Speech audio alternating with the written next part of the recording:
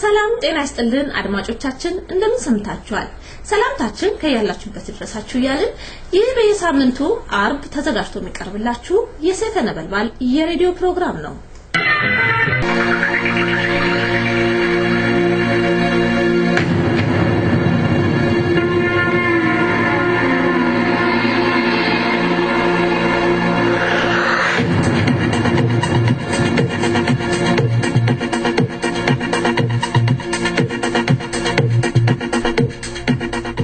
በገለፍ ሐመር ባኮም በኩራዝ ወረዳም ጸረ ወያኔ አመጽ ተከታተለ ከድሬዳዋ ከተማ 18 መርማሪ ፖሊሶች ከስራቸው ተባረሩ ኮንስታብል ወረደ ፈይሳ ስራቱን ከዱ አጣዳፊ የቱከት በሽታ በአርባ ምንጭ ከተማ ተከሰተ ስራ ላይ የተሰማሩ ምርጥ ፖሊሶች ምስጥራዊ ስብሰባ አደረጉ ሰላም ጤና ይስጥልኝ እንደምንላችኋል ከዜናው ጋር እየባይሳነኝ ዜናው ሲተነተን እነሆ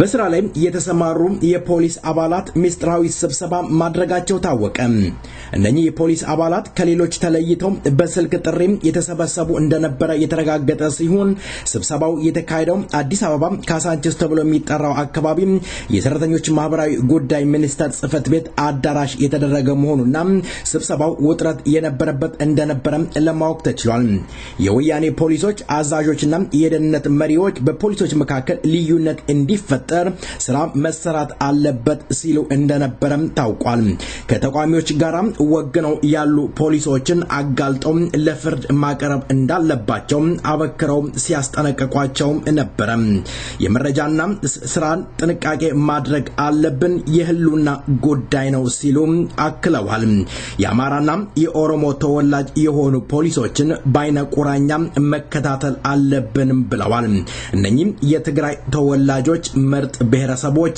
ባንድ ላይ ተሰብስበው ስብሰባቸው በሌላ ብሔረሰብ ላይ ሲያሲዶልቱና ሌላውን ህዝብ አፍኖ ለመግዛት ሲወያዩ እንደነበረ ታማኝ ምንጮቻችን ከቦታው ዘግበውልናል ያንድ ዘር በላይነት አምባገነንን ዘረኛ አገዛዝን ለማስቀጠል ታማኝ የፖሊስ ኃይል ዋና መሳሪያቸው ቀኝ እጃቸው መሆኑ የሚታወቅ ሲሆን ታማኝነታቸው ያጠራጠራቸው የፖለቲካ አመለካከታቸው ያልታወቀ ወይም ዘራቸው ካልተስማማቸው ከስራና ከሰራዊቱ በሰንካላ ምክንያት ማባረር የተለመደ የወያኔ አሰራር ሆኖ ቀጥሏል በዚህ መሰረት በድሬዳዋ 18 መርማሪ ፖሊሶችና አባላት መባረራቸው ታወቀ 50 የሚሆኑ በእነሱ ምትክ መተካታቸው የተገለጸ ሲሆን ፖሊሶቹ ከመልካም አስተዳደር ጋር በተያያዘ ስሞታም የተሰማባቸው እንደሆነ ታማኝ ምንጮቻችን ገልጸዋል ዋናም ምክንያታቸው ግን የፖለቲካ አመለካከታቸው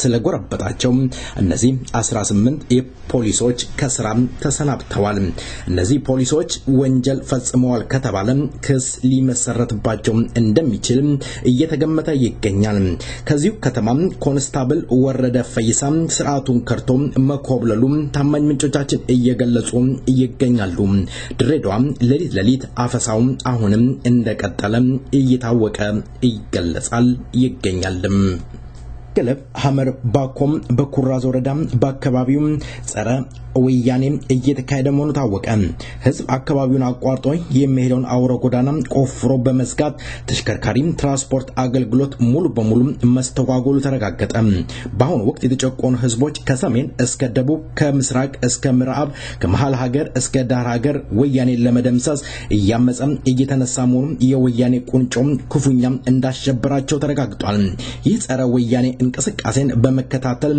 እየተነተኑ ያሉ የፖለቲካ ድርጅቶችና ተንታኞች ወያኔ ስርዓቱን እያከተመ ወደ ግባተ ቀብሩ እየተፋጠነ ይገኛል ይላሉ ወያኔ በአሁኑ ወቅት በመጨነቅ በተለያየ አካባቢዎች ስብሰባ ላይ ተወጥሮ ይገኛል አጣዳፊም የቱከትና የተቅማጥ በሽታ በአርባ ምንጭ ውስጥ መከሰቱ ተሰማ። በሽታው በከተማው በሰፊው መሰራጨቱ ይሰማ እንጂ በበሽታው ሰበብ ህይወቱ ያለፈ ሰው ለመኖሩ የተገለጸ ነገር የለም። የአርባ ምንጭ ከተማ የጤና ባለሙያዎች በበሽታው አደገኛ በወረርሽኝ የሚሰፋፋ በመሆኑ አስቸኳይ እርዳታ መደረግ አለበት ይላሉ። የአርባ ምንጭ ከተማ ነዋሪዎች የድረሱልኝ ጥሪ እያስተጋቡ ይገኛሉ። ዜናው በዚያ በቃ። መልካም ቆይታ ከቀሪው ፕሮግራማችን ጋር። በዚህ ሙዚቃ ወደ ሌላው ፕሮግራማችን እንሸጋግራለን።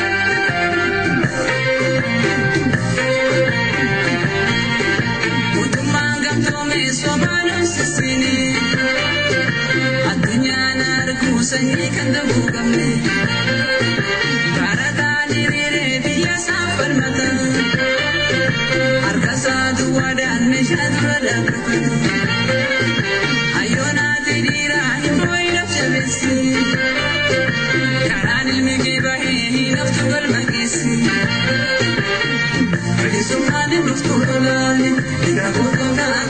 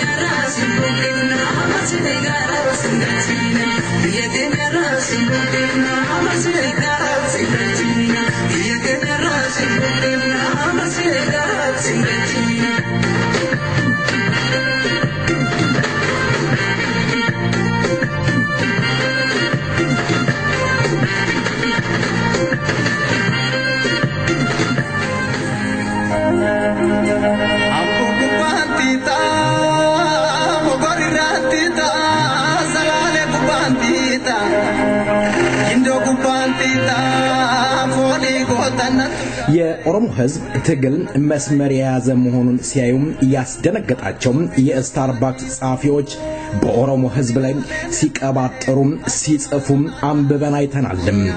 በሌላ በኩል በኢትዮጵያ ለኢትዮጵያ ያዘኑ የሚመስሉ የወያኔ ቱባ ካድሬዎች ለኢትዮጵያ እያለቀሱ ይገኛሉ። ግን ኢትዮጵያን ይወዷታል ወይስ በህዝቦች መካከል ጥርጣሬ ፈጥረው የወያኔን ሞት ግባት ቀብሩን እንዳይጣደፍ ለማድረግ እየሞከሩ ይሆናል?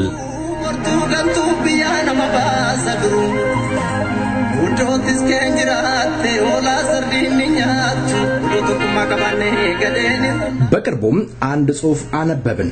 ሰረዝ ደስታም በሚል ጽሑፍ ያስነበበችን ጋዜጠኛም ሚሚ ስባቱ መሆኗን አረጋገጠን። የቀድሞው ኢፍቲን ጋዜጣ ባለቤት ያሁኑ ዛሚ ፕሮዳክሽን ባለቤት ሆና የወያኔ ካድሬ በመሆን የኦሮሞ ህዝብ ላይ ቁጣዋንና ንዴቷን እየተወጣች ይገኛል። ሚሚ ስባቱ ለመሆኑ በፊት ምን ነበረች?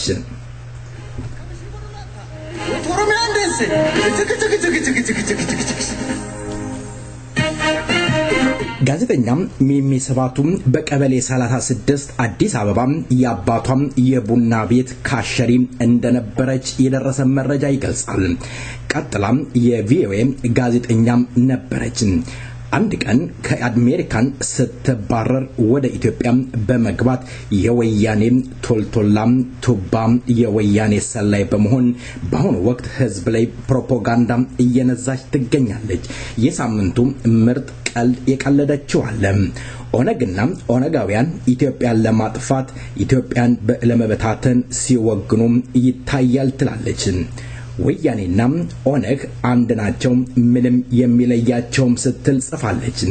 በሌላ በኩል በአርሲ አካባቢ የተደረገው አመጽ አክራሪ የሙስሊም አማኞች ስለሆኑ ክርስቲያኑን አስገድደው ማስለም አለበለዚያም በመጫም አንገቱን ብሎ መቁረጥ ነው ትላለች ጋዜጠኛ ሚሚ ስባቱ ወይም ጸረስ ደስታ። ሰላም ጤና ይስጥልኝ የተከበራችሁ አድማጮቻችን እንደምን ውላችኋል? በዚህና በተለያየ ጉዳይ ላይ ከአቶ ጀማል ኢብራሂም ጋር የማደርገውን ውይይት እንድትከታተሉ ጋብዛለሁ። ቀድሚያም ዜማው አየር ላይ ይውላል።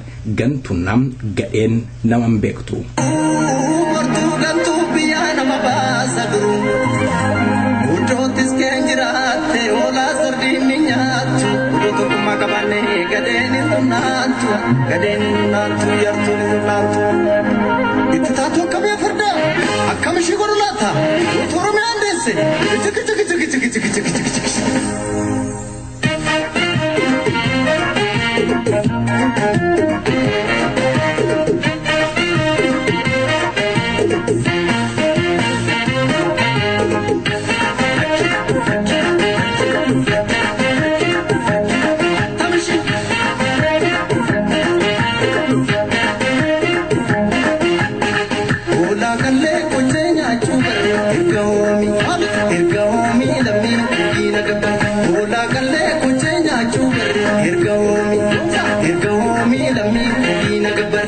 Ibisa dula iyanu nargani Iyenda hanga moti walirran darage Badodil gasa iyanu nargani Iyenda hanga moti walirran darage Wako butu iyanu nargani Iyenda hanga moti walirran darage Abishe garba iyanu nargani Iyenda hanga moti walirran darage Hade birru iyanu nargani Iyenda hanga moti walirran darage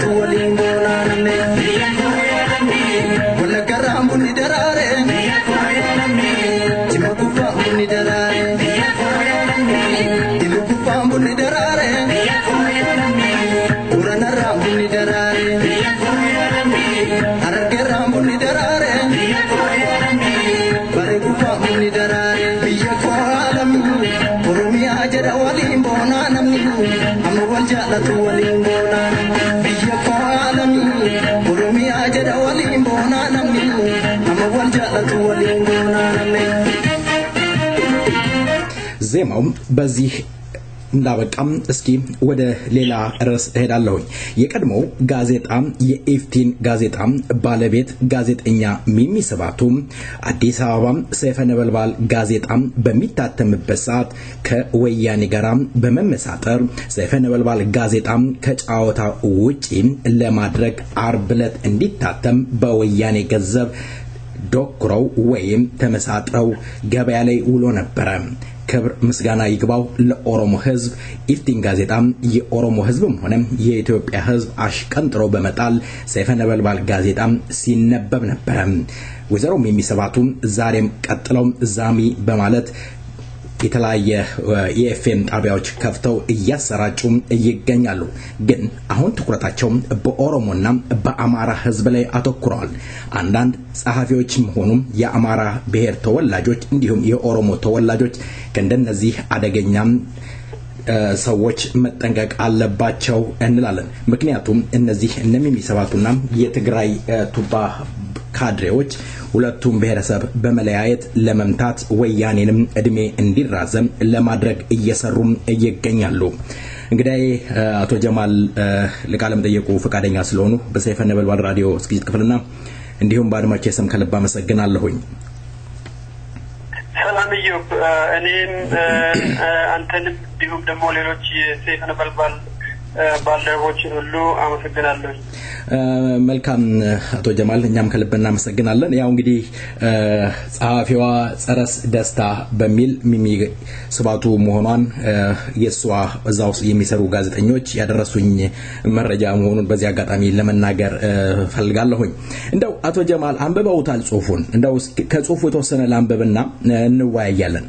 ኦነግና ኦነጋውያን አላማቸው ኢትዮጵያንና ኢትዮጵያውያኖችን ማጥፋት እንጂ ኦሮሞ ብሎ የሚጠሩትን ህዝብ ነጻነት ምንነት ለነጻነት ግድም የላቸውም ነው የሚሉት። ህዝብ ለስቃይና ለመከራ እያጋለጡ በህዝቡ ስቃይና መከራ የሚደሰቱ ናቸው በሚል ተጽፏል። ምን ይሉኛል ይሆን? በቅድሚያ በኦነግና በኦሮሞ ህዝብ መካከል ያለው ግንኙነት እንዲሁም ደግሞ ኦነግን በመኮንንና በኦሮሞ ህዝብ መካከል ያለው ግንኙነት አስመረን ብንረዳ በጣም ጥሩ ይመስለኛል። እነዚህ በኦሮሞና በኦነግ መካከል ያለውን ልዩነት ለማስፋት ወይም ደግሞ አለ ብሎ ምስል መሳል የሚሞክሩ ሰዎች በአብዛኛው የኦነግን ብርታት የኦሮሞን ህዝብ የትግል ጥንካሬ የሚጠሉ የማይመኙ የኦሮሞን ህዝብ ወደ ነጻነት ጉዞ መቃረብ የማይፈልጉ ራሳቸው በኦሮሞ ህዝብ ንብረት የከበሩ ወይም ደግሞ ንብረት ያፈሩ ያለው አገዛዝ እንዲቆይና እድሜ እንዲኖረው የሚፈልጉ ኦሮሞ ያልሆኑ ከኦሮሞ በላይ ኦሮሞ ለመሆን የሚጥሩ የኛን ህዝብ ለማታለል ወይም ደግሞ ለማሞኘት የሚመኙ ስማቸውን አንዴ አማራ በማስመሰል አንዴ ኦሮሞ በማስመሰል የፕሮፓጋንዳ ጽሁፎችን የሚንዙ ድምጻቸው የማይሰማ በጽሁፍ የሚታዩ የወያኔ ካድሬዎችና ሰላዮች እንደሆኑ ነው የሚታየኝ። በጣም የሚያሳዝነው ነገር የነዛ ሰዎች ጽሁፍና የነሱ ፕሮፓጋንዳ ሳይሆን የተቃዋሚ ኃይሎች ወደ ድረገጾች ነን የሚሉት እንደነ ሀበሻና የተለያዩ እንዲሁም ደግሞ ኢትዮ ፎርም ይመስለኛል ተመሳሳይ ወይም ደግሞ አንድ አይነት ጽሁፍ ከወያኔ የተቀዳ ጽሁፎችን እያስቀመጡ በተቻላቸው መጠን በኦሮሞ ህዝብ ትግል ላይ ጥርጣሬ እንዲኖር ወይም ደግሞ በወልፍ ላይ ጥላቻ እንዲኖር ወይም ደግሞ በኦሮሞ ግለሰቦች በጣም ጠንክሮ በመሰሩ ግለሰቦች ላይ ጥርጣሬና ጥላቻ እንዲሰፍን የወያኔን ፕሮፓጋንዳ ተባብረው መርጨታቸው በጣም የሚያሳዝን ነው። ከዛ በተረፈ እነዚህ ሰዎች ምንም ነገር ከኦሮሞ ህዝብ ጋር ግንኙነት የላቸውም። የውሸት አዞን ባያነቡ ኦልፍንና የኦሮሞ ህዝብ ለመለያየት ወይም ደግሞ ኦሮሞዎችን ለመለያየት በኦሮሞዎች መካከል ጥርጣሬን ለመፍጠር የሚጥሩ ይነጋባቸው ጅቦች ናቸው ብዬ ነው የምለው። መልካም ናቶ ጀማል እንደው ዛሀበሻን ዌብሳይት አነስተዋል። እንደው ዛሀበሻ የኦሮሞን ትግሎች እንደውም እየተከታተለ የሚዘግብ የኦሮሞን በደሎች ለአንባቢዎች የሚያቀርብ ነው። በእውነት በኦሮሞ ህዝብም ሊመሰገን ይገባዋል። ግን እንደው አቶ ጀማል አሁን የጠቀሱት መጀመሪያ ነገር አለ በኦሮሞ ሀብት ለምሳሌ ጋዜጠኛ ሚሚሰባቱን ብንመለከት ጋዜጠኛ ሚሚሰባቱ በሀብቷ በጠቅላላ ያለው በኦሮሚያ ምድር ነው። ለምሳሌ ቡራዩ ላይ በጣም በሚገርም ወደ 3000 ካሬ ሜትር መሬት አላት። መናገሻ ላይ በወንድሟ የአበባ ልማት አለ። ሰበታ ላይ ዶሮ ማርቢያ አላት። እንዲሁም አዲስ አበባ ላይ ደግሞ የማስታወቂያና ምናምን ድርጅት አላት። እና ይሄ ነገሮች እንደው በኦሮሞ ምድር ላይ እያፈሩ ኦሮሞነን ለማለት ሌላውን ኦሮሞ ደግሞ ኦሮሞ አይደላችሁም ለማለት ለምሳሌ ባለቤቷ የተናገረውን ሰምተዋል። በጀዋር መሐመድና እንዲሁም በሌሎች ላይ የተናገረው ነገር አለ። እነዚህ የኦሮሞ ህዝብን የማይወክሉ ኦሮሞኛ ይናገራሉ ግን ኦሮሞ አይደሉም እስከማለት ድረስ ትችት መሰንዘር ደርሷል። የሚሚ ዘሪሁን ባለቤትና እንደው ምን ይላሉ? ኦሮሞ ሳይሆኑ ኦሮሞነን ለማለት ነው። ኦሮሞን ለመክፈል የሚሰራ ስራ ይሆን ይሄ? አሁን በአሁኑ ጊዜ በተለይ የሚካሄደው የኦሮሞ ህዝብ የትግል በጣም የተቀናጀ የህዝቡን አንድነት የሚገልጽ ከእነሱ በተቻላቸው መጠን ሊከፋፍሉ በመከሯቸው ነገሮች ሁሉ የኦሮሞ ህዝብ ሊከፋፈል ባለመቻሉ የኦሮሞ ህዝብ በአካባቢ ሳይከፋፈል በኦሮሞ ውስጥ ባሉ ጎሳዎች ሳይከፋፈል በእምነት ሳይከፋፈል አንድ ላይ ቆሞ ከዳር እስከ ዳር መንቀሳቀሱ እጅግ በጣም እንትን ያላቸው ያዘነገጣቸው ሰዎች በተቻላቸው መጠን ከመቶ ዓመታት በላይ ሲጥሩ የነበሩትን ኦሮሞ በእስልምናና በክርስቲያን መካከል በዋቄፈታና በክርስቲያኑ መካከል እንዲሁም በሌሎች በኦሮሞ ውስጥ ባሉ ሰዎች በአካባቢ ይለያያል ብሎ ሲመኙ የነበረው ነገር በፍጹም ሳይሳካ ስለቀረ በተለይም በአሁኑ ጊዜ የሚካሄደው የኦሮሞ ህዝብ የህዝብ ንቅናቄ ይሄንን ሙሉ በሙሉ ስላጠፋው የነሱን ህልምና ምኞት ስለቀጨባቸው በተቻላቸው መጠን ግለሰቦችን አይተ እንደሆነ ባለፉት 2-3 ሳምንታት የተቃዋሚ ድርጅቶችና ደጋፊዎችን የሚሉ ዌብሳይቶችና ሌሎችም እጅግ በጣም ያተኩሩበት ግለሰብ ቢኖር ጀዋር መሐመድን ነው። ሰበባቸው ደግሞ ያው አሁን በፊት እንደምመስለኝ ከሆነ ጀዋር በአብዛኛው ከአብሲኒያን ድርጅቶች ጋር ለመስራት የተወሰነ ጊዜ ጥሩ ነበረ። ነገር ግን ኦሮሞ ነኝ ካለበት ጊዜ ጀምሮ በቃ እንደሱ የተጠላ እንደሱ ቆሻሻ እንደሱ የማይረባ እንደሱ አይነት ደግሞ ክፋት ያለው ሰው እንደሌለ እንደውም በተቻላቸው መጠን ሰው በላ እንደሆነ ብቻላቸው ደግሞ ይሄ አይሲስ እንዲሁም አልቃይዳ አልሸባብ ሁሉም ነገር ሆነዋል በአንድ ጊዜ ማለት ነው። ከየራሳቸው ቲቪ ላይ ኢንሳት ላይ ወጥቶ ሲናገር የነበረው ጀዋር አሁን ግን ሰይጣንን እሱ ነው ሁሉም ነገር የማይረባው ክፉ ነገር በተገላላ ጀዋር ሆነ። ይሄ ጀዋር ላይ ያተኮረው ነገር ለጀዋር ብቻ አይደለም እንደምገባኝ ከሆነ ሊከፋፍሉት የሞከሩት ህዝብ በምንም ሊከፋፈል አልቻለም። ተስፋቸው የነበረው የነሱ በጣም ትልቁ ተስፋ የነበረው እንደምመስለኝ ከሆነ የጀዋርን ማንነት እንኳን ሳያውቁ በአንድ ጎኑ አማራ ነው ይሉታል፣ በአንድ ጎኑ ክርስቲያን ነው ይሉታል፣ በአንድ ጎኑ እስላም ነው ይሉታል፣ በአንድ ጎኑ ዋቄፈታም ነው ይሉታል። እንግዲህ ጀዋር እነዚህ ሁሉ ከሆነ ምንም ክፋት የለውም። ምክንያቱም የኦሮሞ ህዝብ እነዚህን ሁሉ ልዩነቶች ያቀፈ በኢምፓየርቷ ውስጥ ካሉት ህዝቦች ሁሉ በተሻለ መንገድ ብዙ የተለያዩ ህዝቦች ኦሮሚያ ውስጥ በመስፈርና በመቻቻል ብዙ የተለያዩ እምነቶች ደግሞ በኦሮሞ ህዝብ መካከል የሚገኝ ሃይማኖቶች ሁሉ በክርስትናም በእስልምናም በዋቄፈታም ከሁሉም ህዝቦች የከበረ የበለጠ ክብር ለሁሉም የሚሰጥ የኦሮሞ ህዝብ መሆኑ ስለሚታወቅ እነሱ ብጥሩም ምንም ልዩነቱን ሊፈጥሩና ሊያሰፉ እንደማይችሉ ነው። እንደ ጀዋር ላይ የሚደርሰው አለንጋ ደግሞ ለነጀዋር ለግለሰቦቹ ተብሎ አይመስልኝም። ከአሁን በፊት ተስፋዬ ገብረአብን በተወሰነ ደረጃ የኦሮሞ ህዝብ ትግል መሪ አድርጎ ነበር የሚገልጹት። አሁን ግን ያው ሰይጣናዊው መሪ እየተባለ የሚነገርለት ጀዋር ይመስለኛል። ይሄ ሁሉ ጥረት በጀዋር ላይ እና በተስፋዬ ላይ ያለ እንትን አይመስለኝም። የኦሮሞ ህዝብ ትግል ወደፊት መንቀሳቀሱን እጅግ በጣም ስለፈሩ አሁን ያልኩ አይነት ንብረት ያፈሩ እድሜ ልካችንን በዚህ ይህንን ህዝብ ዘርፈን እንኖራለን፣ የልጆቻችንም እንደዚሁ እየዘረፉ ይኖራሉ፣ በእኛው በዘረፍነው ንብረት እኛ እንከብራለን፣ እንማራለን፣ ሁሉም የህዝብ ከመንግስት የሚገኙ አገልግሎቶች ሁሉ የኛ ይሆናሉ፣ መሪዎቹም እኛ እንሆናለን፣ እድሜ ዘላለማችንን ገዢዎቹ እኛ ነን ብሎ ተስፈኞች የነበሩ ተስፋ ያልቆረጡ ሰዎች አሁን ሁኔታው እጅግ በጣም ሲያስደነግጣቸው ግለሰቦችንም ሰይጣን አድርጎ በመሳል የኦሮሞ ህዝብን ትግል የሰይጣን ስራ እያደረጉ ለምሳሌ እየሞከሩ ነው። ይሄ ሁሉ የሚመነጨው ከጭንቀት ነው። ቅድም ያልከው የዛሀበሻና ሌሎች ዌብሳይቶች እኔም በተወሰነ ደረጃ የኦሮሞን ድምጽ ወይም ደግሞ የሚሰሙ የኦሮሞ ድምጾችን ሲያሰሙ ያለው ነገር ግን በተመሳሳይ ሁኔታዎችን የሚጻፉ በወያኔ የሚጻፉ ጽሁፎችን ደግሞ እነሱ ራሳቸው ጽፎ የነሱ ደጋፊዎችም ፍሱሉ ሌሎች ሰዎች እዛ ዌብሳይታቸው ላይ ስታይ በጣም ጥርጣሬ እየገባኝ ሄዷል። በቅርብ ጊዜ እነዚህ ጸሐፊዎች እውነትም የወያኔ ደጋፊዎች ናቸው ወይስ የወያኔ ተቃራኒዎች ናቸው የሚለው ነገር በጣም በሚያጠራጥር ሁኔታ ብለሪንግ በጣም ይሄ ተመሳሳይነት እጅግ በጣም እየገሰሰ ስለሄደ ምን ያህሉን የወያኔ ተቃዋሚ እንደሆነ ልረዳው አልቻልኩም። ለዚህ ነው ያነሳው። መልካም አቶ ጀማል፣ እስኪ ይሄን እንደው ኦነግና ኦነጋውያን በተለይ ሚኔሶታ ያሉን ጨምሮ የህዝብ ተቆርቋሪ ለመምሰል ህዝብ ለራሳቸው ሴራ ተገዢ እንዲሆንላቸው ሲያሰሩ ከነበሩ ሴረኞች አንዱ ነው ይላሉኝ። እንግዲህ እሱ ሚሚ ሰባቱ ነች ጻፈችው። ኦነግና ኦነጋውያን ምን ማለት ነው? ምን ለማለት ተፈልጎ ነው?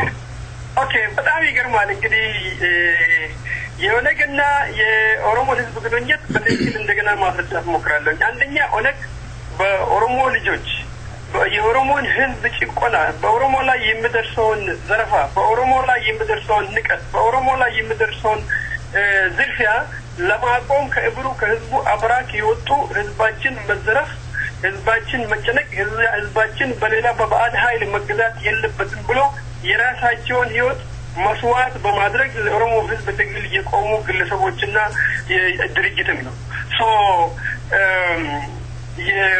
ከኦነግ የበለጠ ለኦሮሞ ህዝብ የተሻለ ይቀርባ ብሎ የምንጫጩት ዛሬ የምንጫጩት የኦሮሞ ህዝብ የሚገሉ የኦሮሞ ህዝብ ደግሞ ነው በሱ ንብረት የከበሩ እንደነዚህ የሚስባቱ አይነት ግለሰቦች ናቸው ምንም ግንኙነት ያለላቸው ከኦሮሞ ህዝብ ጋር በታሪክም በአኗኗርም በቋንቋም በባህልም በተፈጥሯዊ ተፈጥሯዊ ሁኔታዎችም ግንኙነት ያለላቸው ምናልባት ያላቸው ግንኙነት የዝርፊያና የተዘራፊና የዘራፊ ግንኙነት የሆኑ ዝርፊያቸው እንዲቀጥል የሚመኙ ግለሰቦች የሚነዙት ፕሮፓጋንዳ ነው አንድ ሁለተኛ ኦነግ እስካሁንም በሚደረገው የጠላቶች የኛ ጠላቶች ፕሮፓጋንዳ ሊሸነፍ አልቻለም አይተህ እንደሆነ ባለፉት 40 አመታት 50 አመታት ውስጥ በአብሲኒያ በኩል የነበሩ የነሱ ድርጅቶች እንደነ ኢዲዩ እንደነ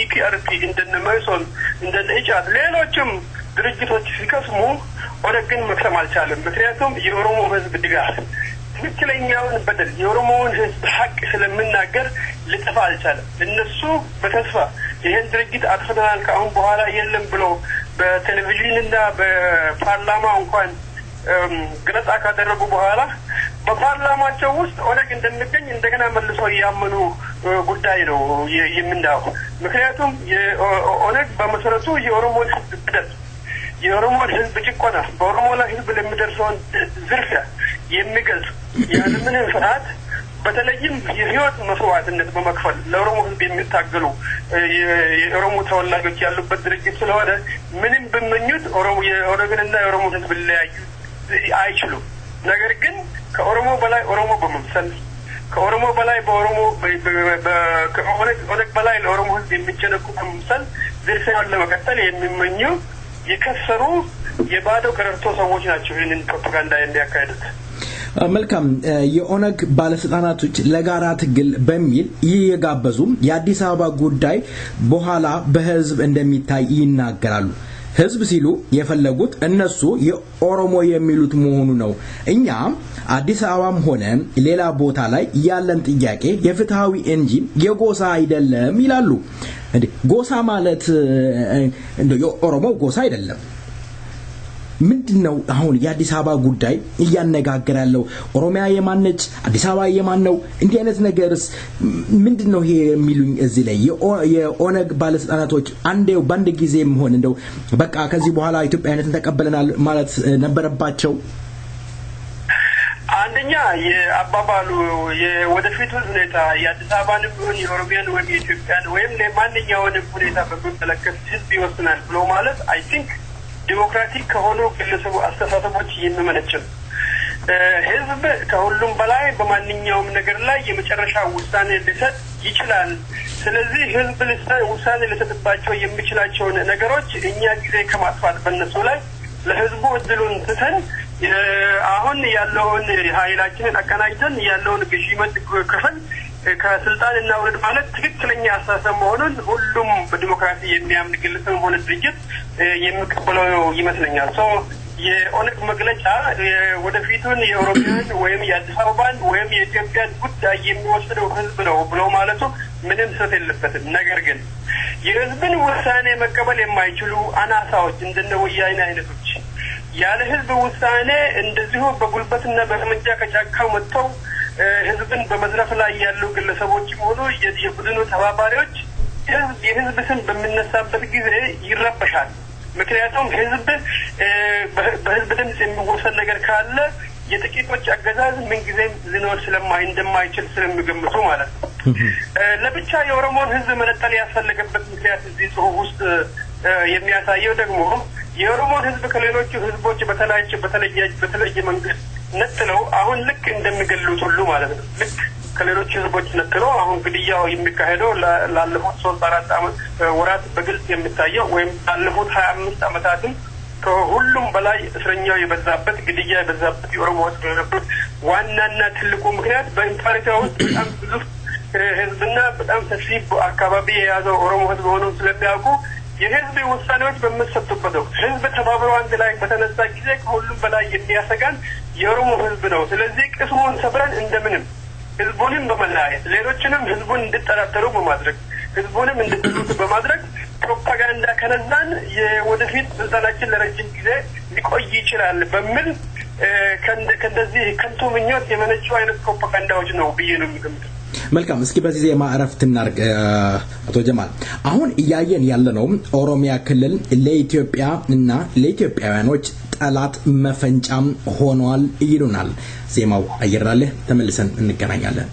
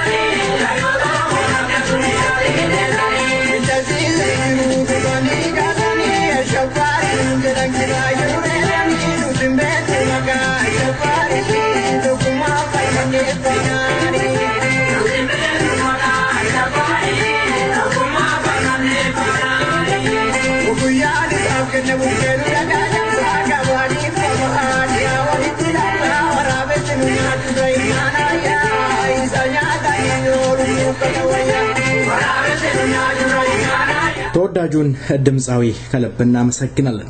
የጎሳ ፖለቲካም በኢትዮጵያ አይሰራም ይላሉ። በአሁኑ ወቅት በኦሮሚያ ውስጥ እየተካሄደ ያለው የኦሮሞ ህዝብ ትግል አንዳንዱን ብስጭት አድርጓቸዋል፣ ግማሹ ደግሞ ቀናት አንገብግቧቸዋል።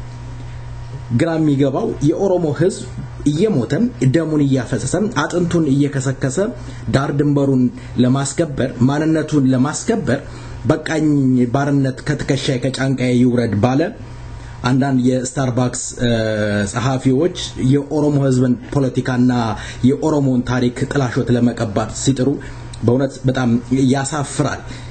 እንግዲህ የኦሮሞ ህዝብ በመሬት ላይ ሰርቶ እየታገለ እያሳየ ይገኛል። ባርነት በቃኝ ብሏል። ማንም ተንጫጫ የኦሮሞ ህዝብ ትግል ከዚህ በኋላ ወደ ኋላ የሚመለስ አይደለም። አቶ ጀማል በግልጽ እንዲመልሱልኝ ፈልጋለሁ። የጎሳ ፖለቲካ ሁሉ ጊዜ ሲባል እሰማለሁ። የጎሳ ፖለቲካ በኢትዮጵያ ውስጥ የጎሳ ፖለቲካ አለ እንዴ? ምንድነው ጎሳ ማለት? ጎሳ እኔ እስከማውቀው ድረስ የኔ ነገድ ነው። የኔ የአባቴ አባት ቅምቅማያት ያ ጎሳ ነው የሚባለው።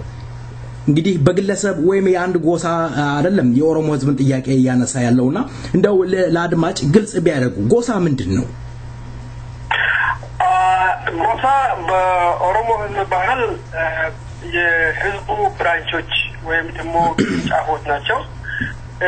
ሌሎች የኦሮሞ ህዝብ ባህል የማይረዱ ቃሉን ይተከሙበት እንጂ የቃሉን ትርጉምም የበህብረተሰቡ ውስጥ ደግሞ ያለውን አጠቃቀምም በፍጹም የማይረዱ ግለሰቦች እንደሆኑ ነው ከባለፉት 25 አመታት እነዛ ከነበረው ፕሮፓጋንዳ የምንረዳው በግለሰብ በኦሮሞ ህዝብ አስተያየትና በባህሉ ጎሳ በጣም ጠንካራ የሆኑ እንትኖች አሉት፣ ማህበራዊ አገልግሎቶች አሉ። አንደኛ የኦሮሞ ህዝብ ዛሬ ሳይንስ አድጎ አንድ ጂጂ ነው ከአንድ ቤተሰብ የሚወለዱ ሰዎች እርስ በርስ ከተጋቡ ቆማጣ ሊወለድ ይችላል፣ አይነ ስውር ሊወለድ ይችላል፣ በሽተኛ ሊሆን ይችላል፣ ጂኑ እየደከመ ስለሚሄድ የሚለውን አስተሳሰብ ገና ድሮ ተጠብቆ ያወቀ ህዝብ ነበረ። ምክንያቱም በኦሮሞ ህዝብ ባህል በአንድ ጎሳ ውስጥ ያሉ ግለሰቦች መጋባት አይችሉም። በህዝቡ ባህል ደግሞ ትክክለኛው ምክንያት እና የምንነገረው ምክንያት አንድ ጎሳ ውስጥ ያሉ ሰዎች ከተጋቡ አይነ ስውር ሊወለድ ይችላል፣ ቆማጣ ሊሆን ይችላል፣ በሽተኛ ሊሆን ይችላል፣ አካለ ስንኩል ሊሆን ይችላል የሚለው ዋናውና ትልቁ የህዝቡ ምክንያት ነበር። ስለዚህ አንደኛው ይሄ ነው። አንደኛው በሽተኛን ለመቀነስ አይነ ስውራን አካለ ስንኩላን ሆነው የሚወለዱ ልጆች እንዳይኖሩ ተብሎ ጎሳ በኦሮሞ ህዝብ በጣም ሳይንሳዊ በሆነ መንገድ ሳይንስ ዛሬ በሚገልጸው መንገድ ህዝቡ ሲጠቀምበት የነበረ አንድ ያደረጋየት እንትን ነው። በሁለተኛ ደረጃ ደግሞ ሁለት የተለያዩ ጎሳዎች አንድ ሰው ከራሱ ጎሳ ማግባት ስለማይችል የግድ ከሌላ ጎሳ ነው ማግባት የሚችለው ማለት ነው። እነዚህ ጎሳዎች ደግሞ ሲጋቡ በመሐከላቸው ትስስር ይኖራል ማለት ነው። በጋብቻ ውህደት ይኖራል። የተዋሃደው ማህበረሰብ በዛ መልክ ደግሞ ለሰላም እጅግ በጣም አስፈላጊ ነው ማለት ነው። ለእናንተ ለምሳሌ ከተለያየ ጎሳ ከተጋባን እኔ ከዛ ከአንተ ካለበት ጎሳ ካገባሁኝ አንተም እኔ ካለበት ጎሳ ካገባ ዝምድናችን በጣም ስለምንጠነክር ሁለቱ ጎሳዎች በፍጹም እርስ በርሳቸው ሊዋጉ ወይም ደግሞ ሊጣላሉ አይችሉም ማለት ነው። የኦሮሞ ህዝብ አንደኛው የጎሳን የሚጠቀምበት ለሰላም ህዝቡን በደንብ አንድ ላይ ለማደራጀት ለማዋሃድ በእነዚህ የኦሮሞ ህዝብ ባህል እንኳን በማያውቁ ሰዎች የሚነገረው ደግሞ ጎሳ እርስ በርስ ለመጠላላት እርስ በርስ ለመጠላለቅ እርስ በርስ ለመወነጃጀል እርስ በርስ ለመፋጀት የሚደረግ አይነት አድርጎ ነው ሲገልጹ የምንሰማው። ይህ የሚያሳየው በፍጹም የማህበራዊ አገልግሎቱን እንኳን የማይረዱ የጎሳ ምንነት የማያውቁ ራሳቸው በዘረኝነት የከሰሩ የኛ ዘር የበላይ ካልሆነ ለምሳሌ አሁን እንደዚሁ የሚሉ ሰዎች ሲስተማቸው አንተንም ምንንም ሲያገኙ አበሻንን ለምን አትልም ነው አበሻ ደግሞ አንድ ዘር እንግዲህ ጎሰኝነት ምናልባት ሊገለጽ ይችላል ከሆነ እጅግ በጣም ኤክስትሪም በሆነ መንገድ ኦሮሞንም በግድ ሀበሻ አሁን የብሎ አይነት አባባል ነው የበለጠ ዘረኝነት ሊገልጽ የሚችለው therefore ኪሳራው የፖለቲካ ኪሳራ ስለደረሰባቸው ባለፉት ረጅም ዓመታት የኦሮሞ ህዝብ አንድነት እንዳይኖር እንድናጋ ስለሚፈልጉ የኦሮሞ ስሙ ሲነሳ ዘረኛ ነው ጎሰኛ ነው ጠባብ ነው ብሔርተኛ ነው እንዲህ ብሎ ነው እስካሁንም የሚወነጅሉት ይሄ ደግሞ ወንጀላቸው በፍጹም የኦሮሞ ህዝብ አንድነት ሊያናጋ አልቻለም ባለፉት 100 ዓመታት የኦሮሞ ህዝብ በተለያየ ሁኔታ በመከፋፈል በተለይም ደግሞ በኦሮሞ ውስጥ ባለው ባህላዊ አኗኗርና አደረጃጀት በጎሳ ለመከፋፈል እጅግ በጣም ብዙ ጊዜ ሞክሯል የወለጋና የሸዋ ኦሮሞ አንድ አይደለም የጉጂና የቦረና ኦሮሞ አንድ አይደለም ያርሲና የሐረርጋ ኦሮሞ አንድ አይደለም እያሉ በተለያየ መንገድ በእምነትን በአኗኗርን በጎሳዎቹን በአካባቢው ለመከፋፈል ሞክረው አልተሳካላቸው እንግዲህ የጎሰኝነቱን ጉዳይ የሚገልጹት የጎሳ ፖለቲካ ነው የሚሉት አይተህ እንደሆነ ከአሁን በፊት ስልጣን የነበራቸው በአብዛኛው የአማራ ኤሊቶች ናቸው የአማራ ኤሊቶች እጅግ በጣም ከዚህ ገፍቶ በመሄድ አማራ የሚባል ህዝብ ራሱ የለም እንግዲህ ዋናው መልእክታቸው የነበረው አማራን ከካድን ሌሎችም ህዝቦች አሉ ብለን መቀበሉን እንዳንቀበል ያስችለናል አማራ ራሱ የለም ብለው ብንል ነገር ግን ያ ስትራቴጂ ሊያስኬዳቸው አይቻልም ምክንያቱም ወያኔ አማራ የለም የሚለውን የአማራ ኤሊቶች ፕሮፓጋንዳ በደንብ ተጠቀመበት ምንድነው ጄኖሳይድ በማካሄድ በአማራ ህዝብ ላይ ጄኖሳይድ በማካሄድ አማራ የምትሉት ህዝብ ስለሌለ እኛ የአማራን ህዝብ አልፈጀንም እያሉ ከ2 ሚሊዮን በላይ የአማራ ህዝብ ቁጥር ሲቀነስ እንኳን የአማራ ኤሊቶች ምንም መናገር አልቻሉም ምክንያቱም የአማራ የሚባል ህዝብ የለም ብለው ስላሉ ወያኔ ደግሞ ፈጀ የሚሉት አማራ የሚባል ህዝብ የለም ማለት ነው ያ ሁኔታ ስላልተመቻቸው ያካሄድ የአማራን ህዝብ ለመፍጀት አመቺ ሁኔታ ስለተፈጠረ አሁን ደግሞ ሪቨርስ አድርገው አይ አማራ ራሱ ያለቀ ስለሆነ ስለዚህ አማራ አለ ብለን ማለት የግድ ነው የሚለውን ራሳቸው ጀምሮታል ጎሰኝነት ምናልባት እንደ ጎሰኝነት የሚወሰድ ከሆነ ወይም ዘመዘኝነት የሚወሰድ ከሆነ ራሳቸውን ለመደበቅ የሞከሩ የአማራ ግለሰቦች ወይም ደግሞ እልቶች የአማራን ህዝብ መኖር ራሱ የከዱ የፖለቲካ ቁማርተኞች ናቸው ሊከሰሱ በዚህ የሚገባው አንደኛ የአማራ ህዝብ እንዲያልቅም ድጋፍ ሰጥቷል ለወያኔ ድጋፍ ሰጥቷል ማለት ሳይለንስ ጄኖሳይድ እጅግ በጣም ሳይለንስ ጄኖሳይድ የአማራ ህዝብ እንዲያልቅ መንገዱን በሩን የከፈቱት እነሱ ራሳቸው ስለሆኑ ምናልባት የአማራ ህዝብ መጠየቅ የሚችለው እንትኑ ካለው የመጠየቅ መብቱ ካለው አቅሙም ካለው የራሳቸው ድልቶች መጠየቁ ቆንጆ ይመስለኛል ይህ የጎሳ ፖለቲካ የሚለውን የሚያራምዱት እጅግ በጣም በአብዛኛው የአማራ ድልቶች ናቸው አሁን በቅርብ ጊዜ የህዝቡ እንቅስቃሴ በተለይም የኦሮሞ ህዝብ እንቅስቃሴ እጅግ በጣም ጠንክሮ ሲመጣና የጥቂቶቹን የወያኔዎችን አገዛዝ መፈረካከስ ሲጀምር ወያኔዎቹም በእነዚህ የአማራ ድልቶች ሲነገር የነበረውን ፕሮፓጋንዳ የጎሳ ፖለቲካ አያዋጣም እያሉት እንግዲህ ምናልባት የጎሳ ፖለቲካ የማያዋጣ ከሆነ መጀመሪያ መፍረስ ያለበት ቲፒኤልኤፍ ነው ማለት ስልጣኑን በአንድ ጎሳ ስር የአካባቢውን ንብረት ጠቅላላ በአንድ በጥቂት ግለሰቦች የያዘው በጎሰኝነት ቲፒኤልኤፍ የሚባለው የነሲድ ምን ሲባሃቱ ድርጅት በሁሉም በፊት መፍረስ ያለበት እሱ ነው ማለት ነው አንደኛ እንደ ጎሳም ከሆነ ምናልባት ከተወሰደ የትግሬ ጎሳ ከሁሉም ጎሳዎች እጅግ በጣም አናሳ ሆኖ ነው የምናገኘው ሁለተኛ ደግሞ ከትግሬ ጎሳ ራሱ በጣም ጥቂት ግለሰቦች በአንድ አካባቢ ተወለዱ ያደዋ ልጆች ብቻ ናቸው በቲፒኤልኤፍ ውስጥ ብለው ህዝቡን እየዘረፉ ያሉት በዛ መልኩ የሚከሰስ ድርጅት ወይም ደግሞ ቡድን ካለ መከሰስ ያለበት የመጀመሪያው የቲፒኤልኤፍ ቡድን ነው መፍረስም ያለበት እሱ ነው በጎሳ ስለተደራጀ ብቻም ሳይሆን በቅድሚያ በህዝቦች ደም ላይ ራሱን በጠመንጃ አፈሙዝ የሚያኖር የትኛውም አይነት ኃይል ለህዝብ የማይበጅ በመሆኑ የቲፒኤልኤፍ ስልጣን ማብቃት አለበት ሌሎች ሌሎች የኦሮሞ ህዝብ በጎሰኝነት የሚኮንኑ የአማራ ልጆች በተለይም የአማራ ልጆች የቲፒኤልኤፍ ተባባሪ በመሆን በኦሮሞ ትግል ላይ ፕሮፓጋንዳ ከመንዛት ይልቅ አማራ እንደ አማራነቱ ለራሱ መብት ቆሞ እንድታገል የአማራን ህዝብ መኖር መካድ ሳይሆን የአማራ ህዝብ የለምን በተራራና በጫካ የሚኖር ህዝብ ነው አማራ የሚለውን አይነት የቅዠት ፕሮፓጋንዳ ነው ህዝቡን በማደራጀት ልክ እንደ ኦሮሞ በመንቀሳቀስ አማራ በራሱ አካባቢ እንድታገል ወያኔ እድሜው እንዲያጥር ለመስራት መዘጋጀትና መሞከሩ የተሻለ አማራጭ ያለው ነው ብዬ ነው የምወስደው። በሁለተኛ ደረጃ ደግሞ የትኛውም በዛ ኢምፓየርም ሆነ በአካባቢው የሚታገል ኃይል የህዝብን ውሳኔ መቀበል የማይችል ከሆነ በከንቱ ቀረርቶ እኔ ለህዝቡ አለሁ ብሎ ማለት በጣም ምንም የማይጠቅም ባዶ ከአሁን በፊት የነበረ አይነት ስርዓት ለመመለስ የሚጥሩ ግለሰቦች ብቻ ነው የሚሆኑት። የኦሮሞ ህዝብ ትግል ዋነኛውና ትልቁ መሰረቱ እምነቱ የመጨረሻው በማንኛውም የፖለቲካ ትግል ላይ የመጨረሻው ወሳኝ ህዝብ መሆኑ ለዚህም ነው የኦሮሞ ህዝብ ትግል የራስን እድል በራስ መወሰን የሚለው።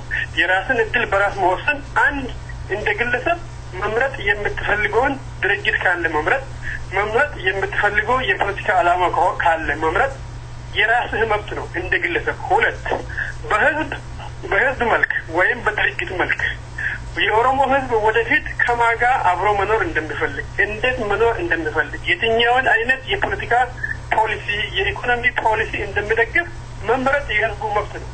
ሌሎች ህዝቦች ተመሳሳይ መብት አላቸው። የትኛውም የኦሮሞ ድርጅት በኦሮሞ ህዝብ ላይ የራስን አስተሳሰብ ጭናለሁ ብሎ የሚሄድ ድርጅት የለም። እስካሁንም ድረስ ሁሉም የኦሮሞ ድርጅቶች የግላቸው የፖለቲካ ፕሮግራም ቢኖራቸው የመጨረሻ ወሳኝ የኦሮሞ ህዝብ መሆኑን ወይም ደግሞ ህዝብ መሆኑን ይቀበላሉ። ሌሎች ድርጅቶች አብሮ ለመስራት የሚፈልጉ ከሆነ የሚመኙ ከሆነ መጀመሪያ መቀበል ያለባቸው መሰረታዊ ነገር ከየትኛውም ድርጅት በላይ ከየትኛውም ግለሰብ በላይ ህዝብ ወሳኝ መሆኑን መቀበል አለባቸው። ይህ ማለት የራስን እድል በራስ የመወሰን ሙሉ ለህዝቦች የተከበረ እንደሆነ ያለ ምንም ገደብ መቀበል አለባቸው። እስካሁን ድረስ የምንጫጩት እነዚህ አንዳንዴ በኢትዮጵያ ስም በማሳለፍ የሚጫጩት በጠቅላላ የህዝብን ውሳኔ መቀበል የማይፈልጉ በየትኛውም አሻጥርና ሴረኝነት ፓርላማ ውስጥ ገብተው ህዝብን ለመበደል የሚፈልጉ ግለሰቦችና ትርክሞች ናቸው። ይህ ሁኔታ እንደማያዋጣ በደንብ አፍምሮ ለህዝብ የሚታገሉ ትክክለኛውን የህዝብ መብት እንዲከበር የሚፈልጉ ቡድኖች ወይም ድርጅቶች ለሌሎቹ መግለጽ አለባቸውና የመግባቢያው መስፈርት መሆን ያለበት ይመስለኛል። መልካም አቶ ጀማል፣ እንግዲህ ትልቁ ችግር ምንድነው? በአሁኑ ወቅት በኦሮሚያ ክልል ውስጥ አብዛኛው ቦታ ላይ የኦሮሞ ነጻነት ግንባር ባንዲራ መተከል ያስደነገጣቸው አይናቸውም ደም የለበሰ አንዳንድ የኢትዮጵያ አንድነት ኃይሎች መሪነን እንዲሁም ደግሞ ተከታይነን የሚሉት እነሱ በተለያየ ዌብሳይት ላይ ሲጽፉ አንብቤ ያለሁኝ እርሶም እንዳነበቡ ተስፋ አደርጋለሁ። አሁን ያየን ያለነው በኦሮሚያ ክልል ለኢትዮጵያ እና ለኢትዮጵያውያን ጠላት መፈንጫ ሆኗል ይላሉ። አንደኛ የኦሮሞ ህዝብ ያለው በኦሮሚያ ክልል ነው። ሲሰበክ ደግሞ ስንሰማ እኛ አንድ ነን፣ ተጋብተናል፣ ተዋልደናል፣ ምንም የሚለየን የለም፣ ኢህአዲግ ያመጣው የ25 ዓመት ፖለቲካ ከፋፍለ ግዛ ስለሆነ እኛን ለመከፋፈል ነው እንጂ እኛኮ አንድ ነን ይላሉ። መልሰው ደግሞ በኦሮሚያ ውስጥ ያየን ያለነው የጠላቶች መፈንጫ ይላሉ። ይሄ ነገርን እንዴት ያዩታል? ጠላት ማን ነው? የኦሮሞ ህዝብ። በዚህ አረፍተ ነገር ውስጥ በጣም ብዙ የተለያዩ ነገሮች መረዳት ይቻላል። አንደኛ ኦሮሚያ የኢትዮጵያኖች መጥፊያ ሆናለች የሚለው ነገር ራሱ አንድ ኦሮሚያ የኢትዮጵያኖች ወይም እነሱ በሚሉት አባባል ራሱ የኢትዮጵያ አካል አለመሆኗንና በአብዛኛው በኦሮሚያ ውስጥ ያለው ህዝብ ኢትዮጵያዊነትን የማይቀበል አይነት አድርጎ የሚስል ነው።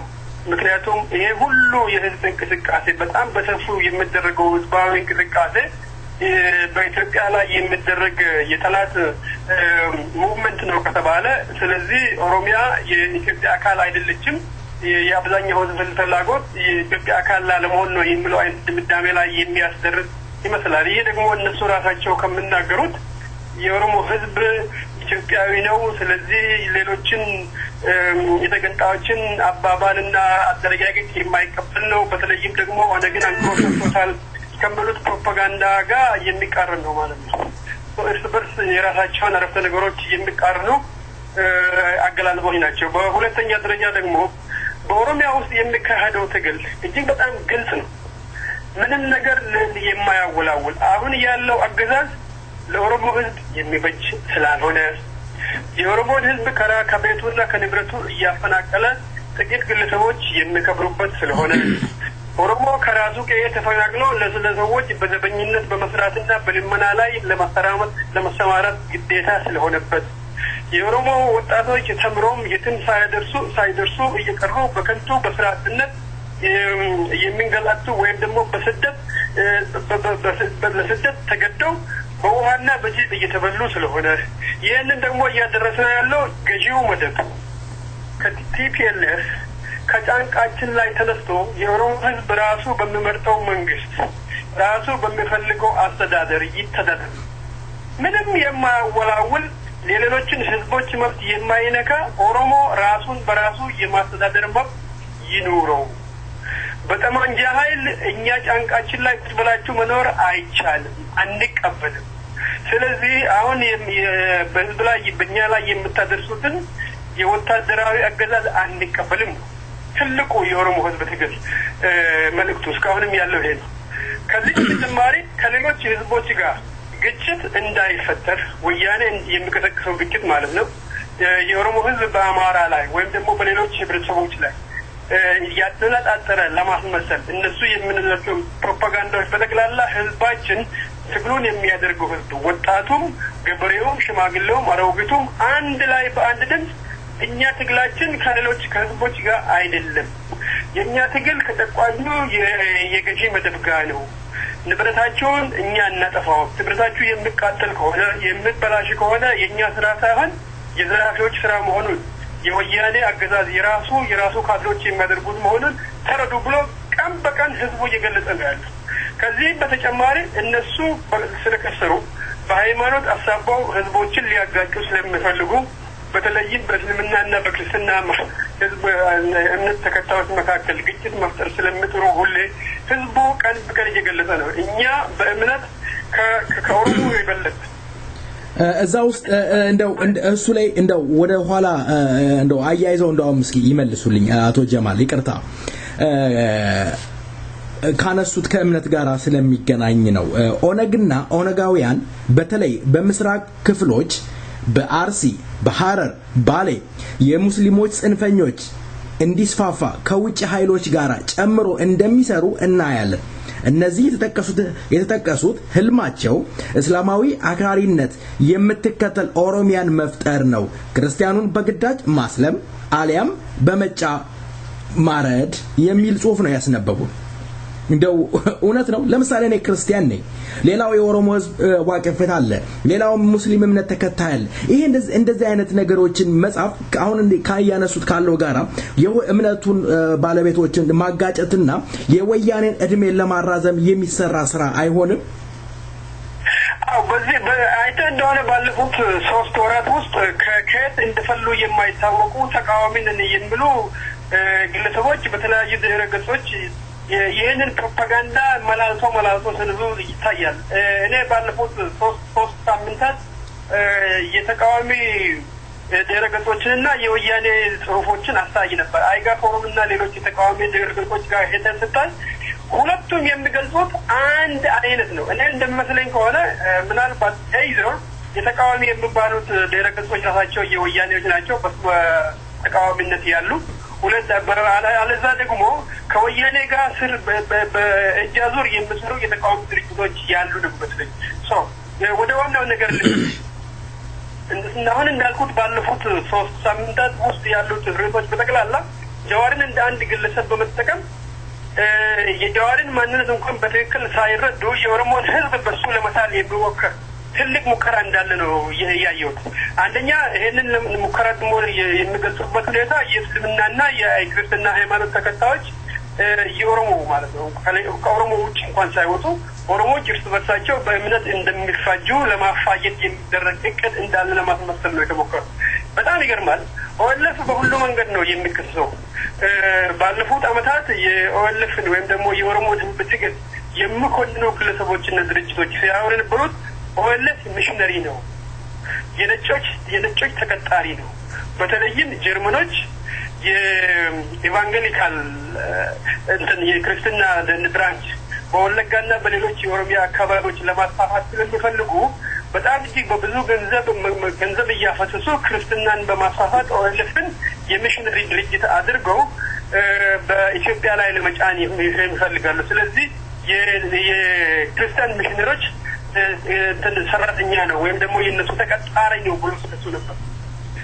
በዚህ ደግሞ እንደገና ዞር ይሉና ኖ ኦኤልኤፍ እሱ ብቻ አይደለም፣ እንደገና ደግሞ የእስልምና ሃይማኖትን ሚሽነሪ ተቀጣሪም ነው። የሶማሌ፣ የኢጂፕቲያን፣ የሶሪያ በሁለቱም መንገድ በክርስትና እምነት ተከታይ መንገድ በእስልምና መንገድ በሁለቱም መንገድ የኦሮሞ ህዝብ ትግል መክሰስ ይሞክራሉ።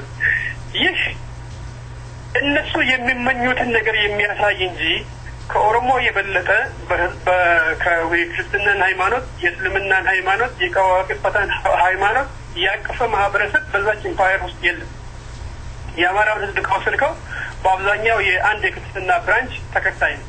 የትግራይን ህዝብ ከወሰድከው በአብዛኛው የአንድ የክርስትና ብራንች ተከታይ ነው።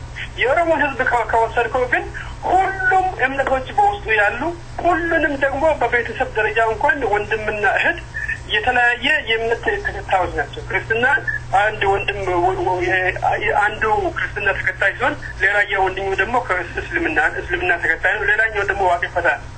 ይህንን ህዝብ መከፋፈል አልቻሉም። በዚህ መልኩ ይህንን ህዝብ በዚህ በርሱ ማጋጨት አልቻሉም። ለመቶ አመታት ሞክሯል። ነገር ግን ህዝባችን በእነሱ የሚነሱትን እነዚህ አይነት የመከፋፈል አሻጥር በራሱ ደም አጥንቱ አሁን በሚደረገው ትግል በግልጽ በታሪኩን እየጻፈ ስለሚገኝ መጣር ላይ ነው ያሉት። እንዴት አድርገን የኦሮሞን ህዝብ በምስራቅና በምዕራብ በደቡብና በሰሜን እያልን በሃይማኖት እየከፋፈልነው እርስ በርሱ ራሱን እያጋጨን ኦሮሞ ራሱ አንዱ የክርስትና ሃይማኖት በእስልምና ላይ ለመነሳት የሚሞክር እንደሚፈልግ ለማስመሰል አንዴ ደግሞ የእስልምናው በክርስቲያኖቹ ላይ ለመነሳት እንደሚፈልግ ለማስመሰል እንዴት እናጋጨው ነው። አይተን እንደሆነ ክንፉ አሰፋ ነው ማንም ባል ከኒዘርላንድ በቅርቡ የጻፈ ሰውዬ ዶክተር መረራ ጀዋር መሐመድ ያለውን ስላልተረዱ አሁን እኔ ተነግራቸው እጅግ በጣም ተደነገጡ። ጀዋር የክርስቲያኑን ህዝብ በመንጫ እንፈጃለን ብሎ ማለቱን አልሰሙም ነበር። በጣም የሚገርም ነው። ዶክተር መረራና ጀዋር መሐመድ አይ ቲንክ ምናልባት ከ10 አመት በላይ የሚተዋወቁ እርስ በርስ የሚገናኙ ሰዎች ናቸው። ገረሶንም ደግሞ በዚህ ውስጥ ተከቷል። ይህ ሁሉ ምኞት ከንቱ የኦሮሞን ለማጋኘት የሚያደርጉ ጥረቶች ስለከሸፈባቸው እንደምንም አሁንም በዚህ ፕሮፓጋንዳ እንድትል ነው።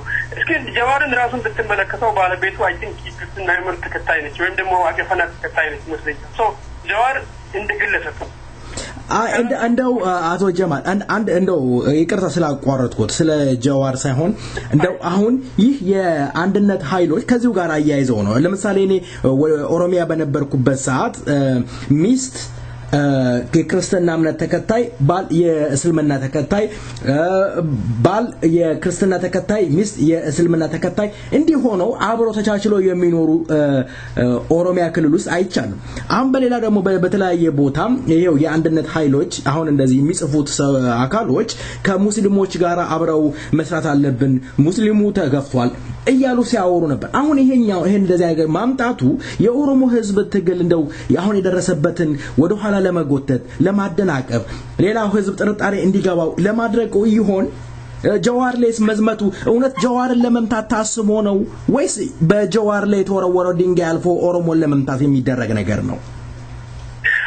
ዋናው አላማቸው ጀዋር አይደለም። ጀዋር በቅርብ ጊዜ ያው የኦሮሚያ ሚዲያ ኔትወርክን ከሚያንቀሳቅሱ ግለሰቦች አንዱ በመሆኑ በኦሮሞ ህዝብ የትኛውም አይነት ነገር ጥንካሬ ሲያገኝ ስለማይወዱ በሱ ላይ ያነጣጥሩ እንጂ ዋናው አላማቸው የኦሮሞ ህዝብ ትግል መጠናከሩ ለወደፊት እኛ የምንፈልገውን አይነት የስልጣን ድርድር ሊያመቻችልን አይችልም። ስለዚህ የተወሰኑ ግለሰቦችን በማጥቃት በህዝቡ ትግል ላይ ያላነጣጠርን ለማስመሰል እንጣር ነው እንጂ ዋናው ግባቸው የኦሮሞ ህዝብ እርስ በርሱ እንዲጠራጠር ሌሎችም ህዝቦች ደግሞ የኦሮሞ ህዝብ እንዲጠራጠሩ እንዲጠሉ ለማድረግ ነው ዋናው ነገር። ወደ ዋናው ነገር ልመለስና ከኦሮሞ ህዝብ የበለጠ የተለያዩ እምነቶችን ያቀፈ ህብረተሰብ እዛች ኢምፓየር ውስጥ የለም። እስልምናን ከወሰድክ የኦሮሞ ህዝብ ነው። ክርስትናን ከወሰድክ የኦሮሞ ህዝብ ነው። ከነዚህ ከሁለቱ እምነቶች ውጪ ያለው ሌሎችን እምነቶች ከወሰድክ አቅፎ ያለው የኦሮሞ ህዝብ ነው። የአማራ ክልል ውስጥ ብትሄድ እንደዛ አይነት የታቀፈ አታገኝም። በጣም በጥቂት ትግራይ ውስጥ ብትሄድ እንደዛ ትግራይ ውስጥ እንደውም እስላሞች መከበር የማይችሉበት አካባቢ አለ። እዛው ተወልደው እዛው ያደጉ በራሳቸው አካባቢ እንኳን መከበር ምናልባት ድምጽ መስጠታቸውን እግዚአብሔር ያውቃል። እነዚህ የኦሮሞን ህዝብ በዚህ መልክ የሚኮንኑ ግለሰቦች በራሳቸው አካባቢና በቀያቸው ያለውን መጀመሪያ መመርመር አለባቸው። ሁለተኛ አንደኛው ይሄ በእምነት የሚደረገው ክስ ኪሳራ ደርሶበታል። ትልቁ ምኞታቸው የነበረው እስካሁን ድረስ ባለፉት 100 ዓመታት ትልቁ ምኞታቸው የነበረው ኦሮሞን በእምነት በማጋጨት በምዕራቡና በመሃል ኦሮሚያ ያለው ከደቡቡና ከምስራቅ ኦሮሞዎች የእምነት ተከታዮች የተለያዩ ስለሆነ እርስ በርሱ እያጋጨን እኛ በመካከል ሰፍረን ከብረን እንኖራለን የሚል እምነት ነበራቸው። ይህ እምነት ደግሞ በኦሮሞ ናሽናሊዝም በኦሮሞ ብሔርተኝነት በጣም ተለወጠባቸው። ሲመኙት የነበረው የኦሮሞ እርስ በርስ ግጭት ለረጅም ጊዜ ይቆያል ብሎ የተመኙት ኦሮሞ በሃይማኖት በአካባቢ በቦታ ሳይከፋፈል ስልጣናቸውን ገፍቶ እያሽከረከረ ነው። ይህ ሁኔታ እጅግ በጣም አሳስቧቸዋል።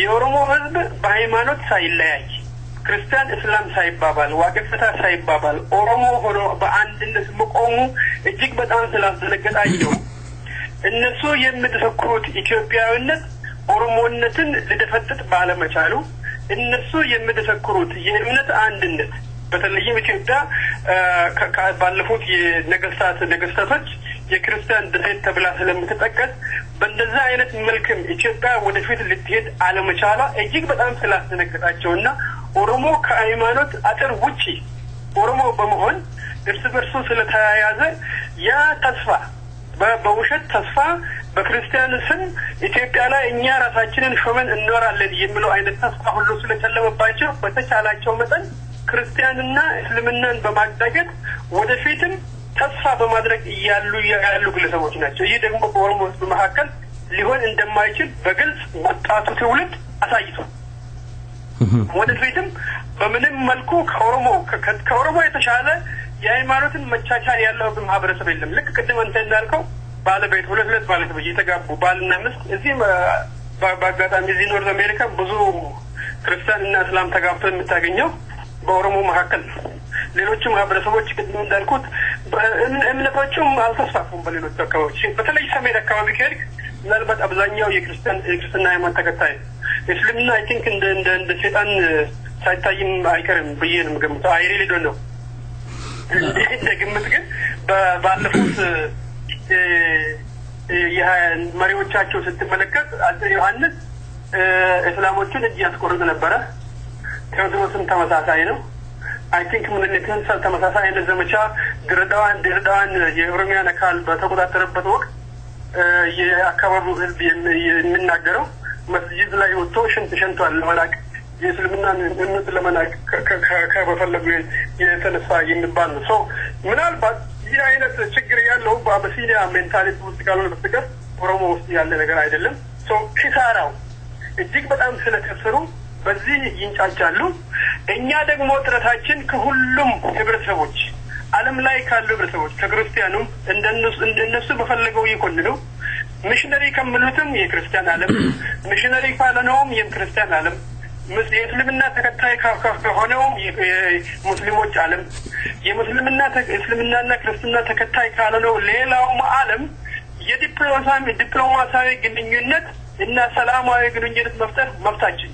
ስለዚህ ኦሮሞ በእንደዚህ አይነት ፕሮፓጋንዳ መሸካከክ ሳይሆን ካሉ ሌሎች የዓለም ህዝቦች ጋር የተሻለ ግንኙነትን መፍጠር ትብብርን መፍጠር የሚገኙ ድጋፎች መደጋገፎች ካሉ ከሌሎች ግለሰቦች ጋር መደጋገፍ ላይ ማተኮርና የኛን ስራ ወደፊት ከማስከደ ውጪ በእነሱ ጫጫታና ኦይታ ምንም መደናገር የለብንም ብዬ ነው ብለው መልካም ይሄ ትንሽ እንደው ቀልድም ይመስላል ኢህአዴግና ኦነግ አብረው የሚሰሩ አጋሮች እንጂ በሚዲያ እንደምንሰማው ጣላቶች አይደሉም ሆኖም አያውቁም ይላል ሆኖም አያውቁም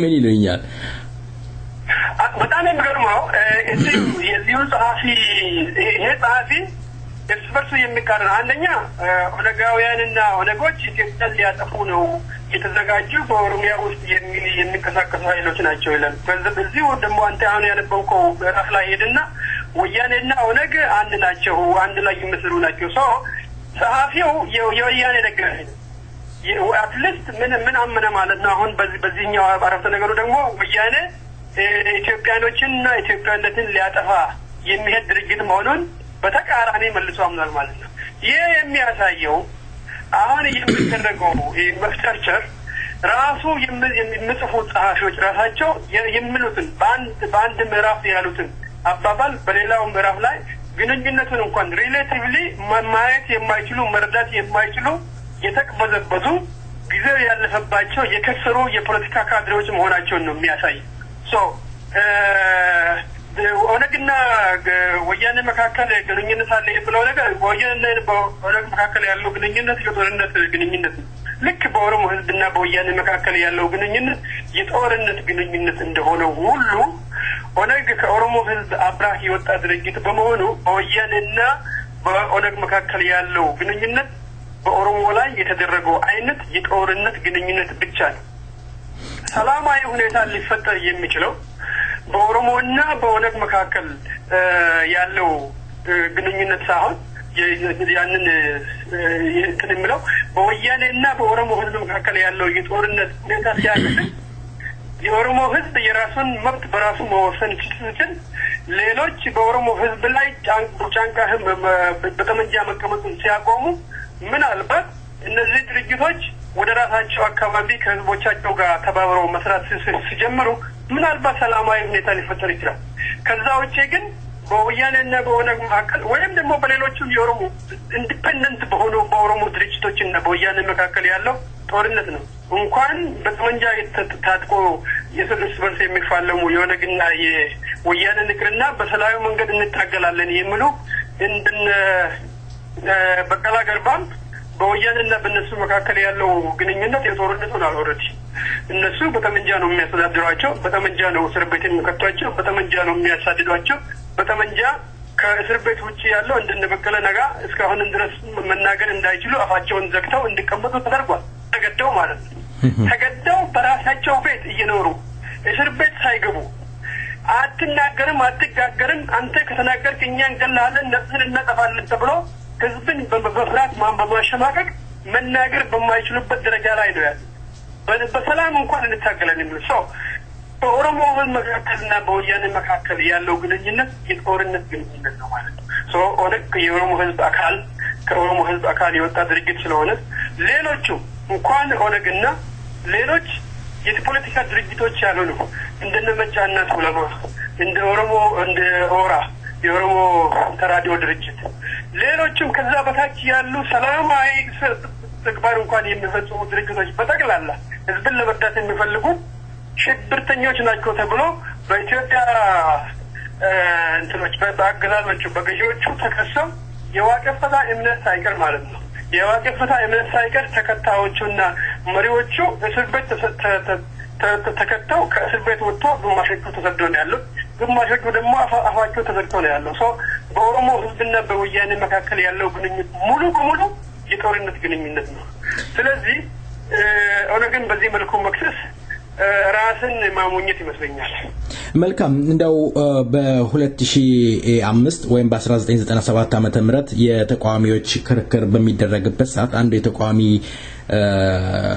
መሪ ያሁኑ አምባሳደር ግርማ ብሩ ውጪ ቆመው ፀሐይ ሲያቃጥላቸው ፀሐይ ያቃጠለ ሲሉም አንድ ተቋሚ መሪ ምንድነው ያሉት ምናልባት የኦነግ እጅ ይኖርበታል ብለዋል እንደው ይሄንን ያነሳውት በአሁኑ ወቅት ወርቀው ተነስተው ኦነግ እንዲያረገ ኦነጋውያኖች እንዲያደረጉ በአሁኑ ወቅት በኦሮሚያ ውስጥ እየተካሄደ ያለው ነገር ያስጨነቃቸው ይመስላል አሁን እንደውም በተለያየ ክስ ስለ ኦሮሞ የሚሰራ ሁሉ ሚዲያ ሁሉ መጫ እየተባለ የስም እየተለጠፈለት የፈረደበት የጀዋር አለ ጀዋር አራጅ እንደሆነ እንዲያ ነገሮች ፕሮፓጋንዳ እየሰራሉ አቶ ጀማል የኦሮሞ ነጻነት ግንባር የኦሮሞ ህዝብ መሪ ድርጅት ነው ማለት ይቻላል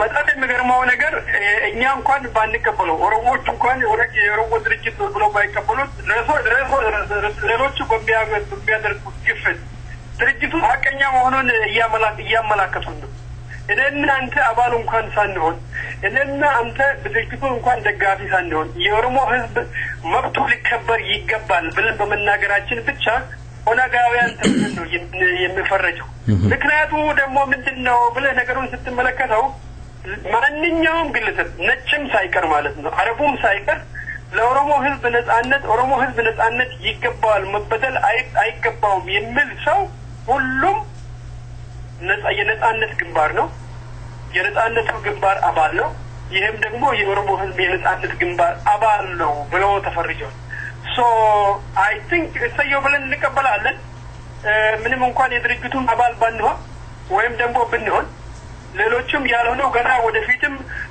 ስለ ኦሮሞ ህዝብ መብት የሚታገሉ ኦሮሞም ያልሆኑ ሌሎች ሰዎች ሲኖሩ አዎ እናንተ ኦነጋውያን ናቸው ብለን እንቀበላለን it is fine ምንም ችግር የለውም እነሱ የሚመስላቸው ኦነግ ነን ብለን ካልናቸው እናሸማቅቃለን ኦነግ ነን ብለን ካልናቸው አሸባሪዎች ነን ብለን በነጭ ፍለፊት እንከሳለን ነጮች ፍለፊት ደግሞ ሲንከሳቸው ጠመንጃ ይሰጣል እንደምንም አድርገን እስር ቤት እየከተትናቸው የህዝቡን ትግል እናጨናግፋለን ብሎ ነው የሚገምቱት በእነሱ ስትራቴጂ ይሄ ደግሞ ሊሰራ አይችልም 50 ሚሊዮን የኦሮሞ ህዝብ እስር ቤት ከቶ የኦሮሞ ህዝብ እስር ቤት ውስጥ ማኖር አይቻልም so እያንዳንዱ ለኦሮሞ ህዝብ ነጻነት የሚታገል ስለ ኦሮሞ ህዝብ ነጻነት የሚናገር ግለሰብ ኦነግ ከሆነ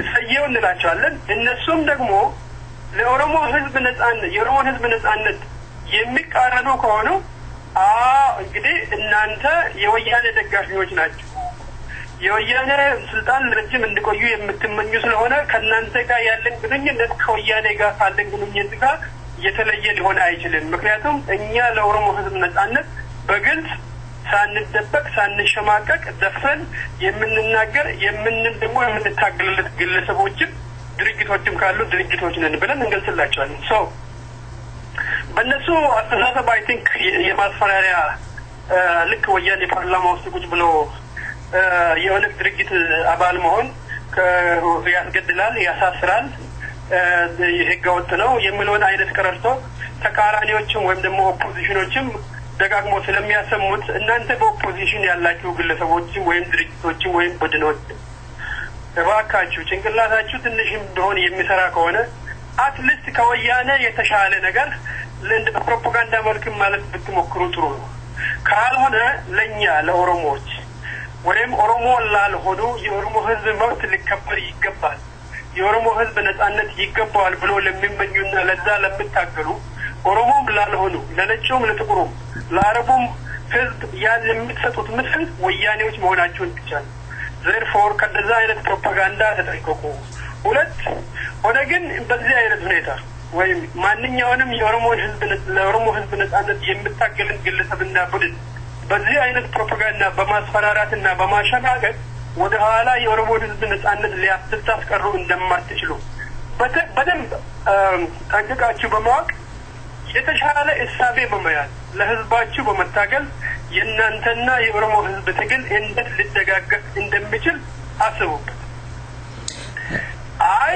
እንደደጋገፍ አንፈልግም እንደምንም የኦሮሞ ህዝብ ትግል አጨናቅፈን የወያኔ እድሜ እናራዝማለን ብላችሁ የምትመኙም ከሆነ የወያኔ እድሜ አትሊስት ቢያንስ በኦሮሚያ ውስጥ በጣም አጭር ጊዜ ስለሆነ ምኞታችሁ ከንቱ ነውና ተስፋ ቁረጡ ልላችሁ እፈልጋለሁ።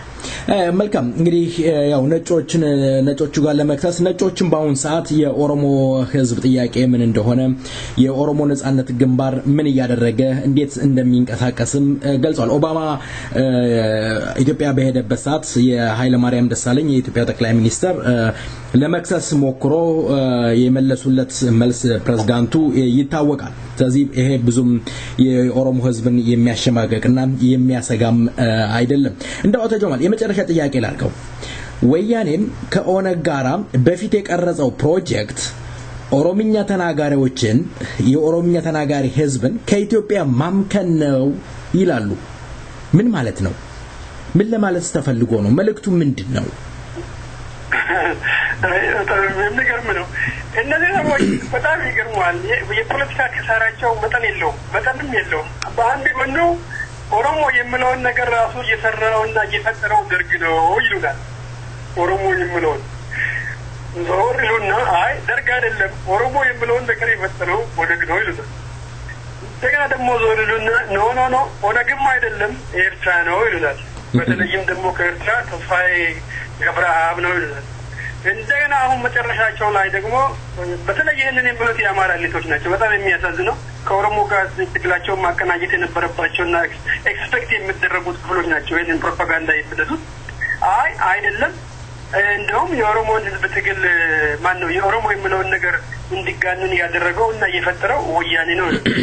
ሁሉም እንደዚህ አይነት አባባሎች ኦሮሞ ራሱን በራሱ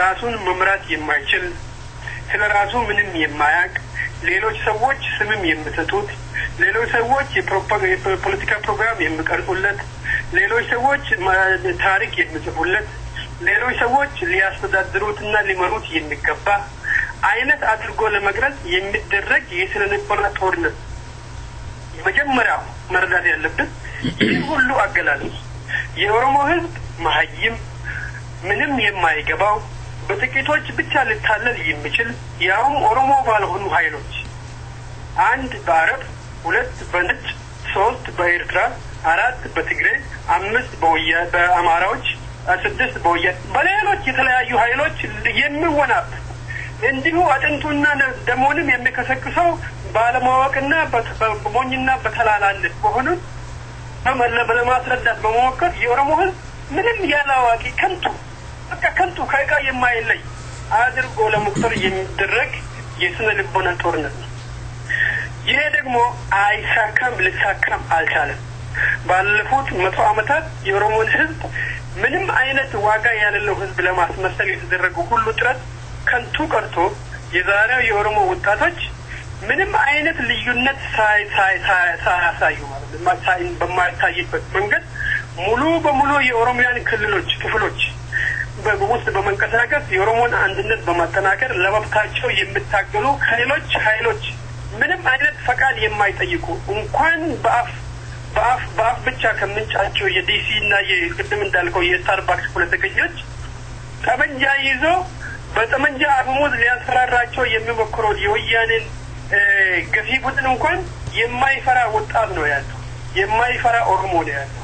ስለራሱ ወቅት ከማንም ፈቃድም የማይጠይቅ ሌላ አመራርም የማይፈልግ ራሱን በራሱ መምራት የሚችል በተሻለ ስትራቴጂ ጠመንጃ የያዘን ኃይል እንኳን ማንበርከክ የሚችል በሰላማዊ መንገድ ጠመንጃ የያዘን ኃይል ያንበረከከ በ2-3 ሳምንታት ውስጥ ያለ አይነት ህዝብ ነው የኦሮሞ ሰው።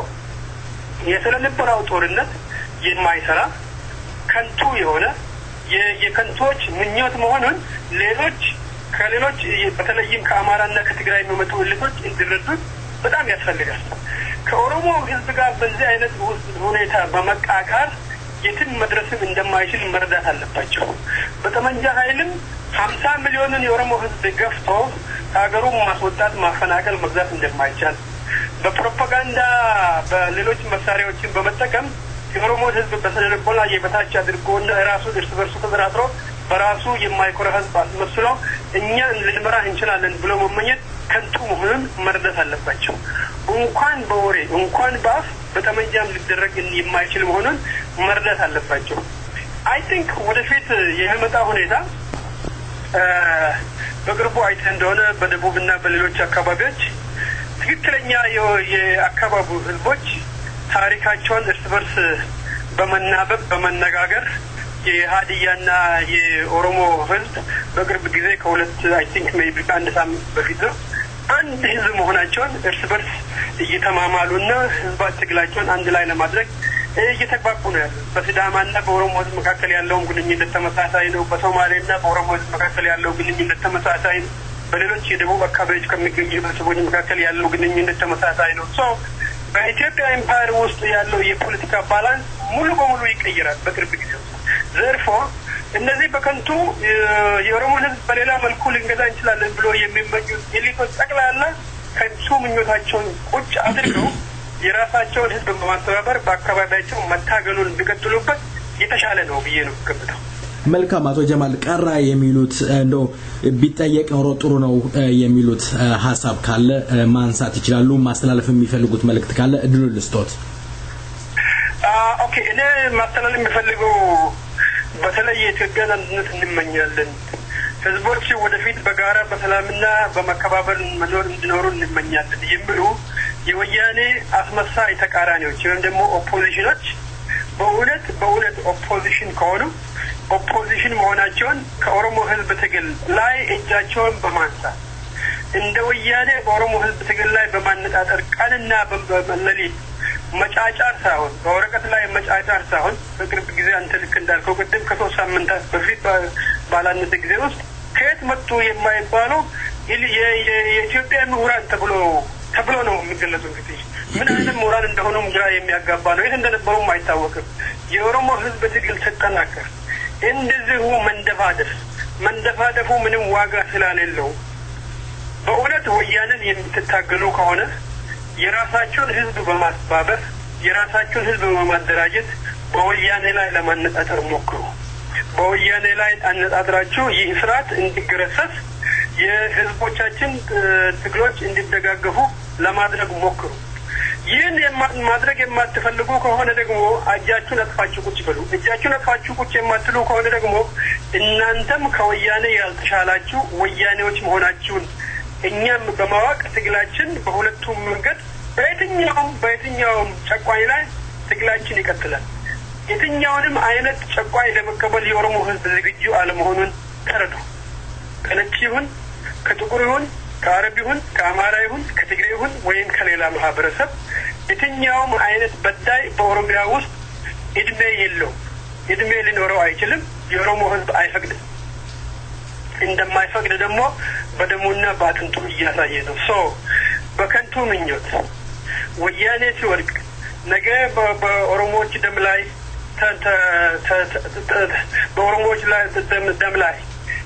የራሳችንን ስልጣን እናስቀምጣለን ብላችሁ ለወያኔ ለመደገፍና እድሜን ለማረዘም የምትሞክሩ አይነት ሞኝና ተላላ የፖለቲካ ቁማርተኞች ሁሉ በጊዜ ራሳችሁን ብትጠነቀቁና ብታውቁ በጣም ቆንጆ ይመስለኛል። የኦሮሞ ህዝብ ለዚህ ዝግጁ አይደለም። እንደዛ አይነት ሁኔታዎችን አይከብም። የሚያዋጣው መንገድ በተለይ ለእንደዚህ አይነት ፖለቲከኞች ዋናውና መሰረታዊው የፖለቲካው መስመር ትክክለኛውና ሰላማዊ መንገድን ሊያመጣ የሚችል ሰላማዊ የፖለቲካ ትራንዚሽን ሊያመጣ የሚችለው የህዝብን መብት የራስን እድል በራስ መወሰን መቀበል ነው። በኦሮሞ ነጻነት ድርጅቶች አንድ ወይም ሁለት ወይም ከዛ በላይ ያሉ የኦሮሞ ድርጅቶችና በሌሎቹ መካከል ሊኖር የሚገባና ትክክለኛው የፖለቲካ ኢሳቤ ሁሉም ማህበረሰብ ሁሉም ህዝብ የራሱን መብት በራሱ የመወሰን መብቱ ይከበር።